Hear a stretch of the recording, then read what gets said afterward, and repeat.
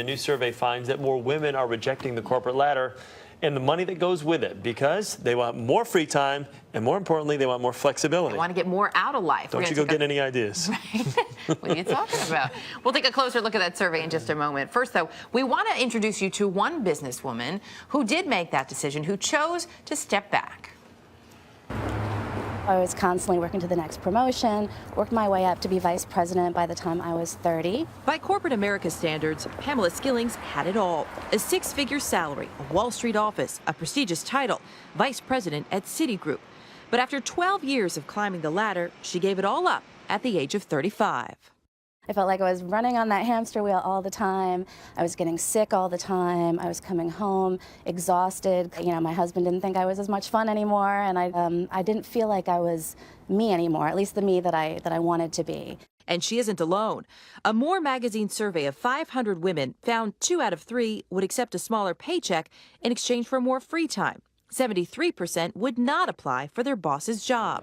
Skillings lives with her husband in Queens, New York, where she works for herself as a career coach, setting her own schedule, which has improved her marriage and quality of life. I'm much happier. I have much more time to spend with my husband. I still work hard, but it's on my own terms. While 43% of the women polled said they were less ambitious now than a decade ago, for Skillings, it's the definition of ambition that's changed.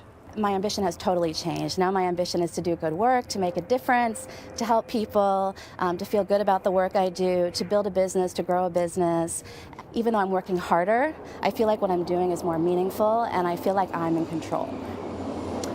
And joining us now is Jennifer Braunschweiger, deputy editor of More magazine, which came up with the idea for the Women in Workplace survey. Jen, good to have you here. Good morning. Good morning. So the idea of success and ambition, it's been redefined, huh? Yes, it has. Women are telling us that they want a career and a life. And by career, they don't mean that they want to work less, but they do want more control over how, where, when they work, so that they can fit in things that are important to them. Well, I like as we heard from the woman in the piece, it's really about redefining your definition of ambition, because there's something very ambitious about wanting to spend time with the people that you love. Yes, or have some me time. Yeah. Some time to do things that are interesting to you.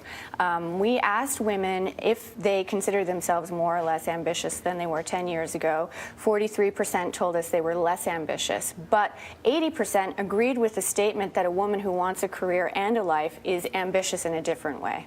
Yeah, because it requires a lot to have those two things, Yes. without question. That's Is it possible, I mean, to have a life and to have a career? I think a lot of us battle with it day in and day out.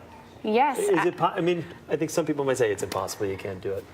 You know, flexibility, it comes down to flexibility, and flexibility is about control, and there are certain careers that allow you to have more control over how you're working. But I think in your survey, correct me if it's wrong, 33% of the women believe it's actually career suicide to ask for more flexibility. And I think this hits a lot of women when it comes to asking for anything at work. Yes, there is a perceived penalty, but it's unclear how much that's a perceived penalty and how much there's a real penalty. And in fact, despite the fact that they agreed with that statement, 92% of them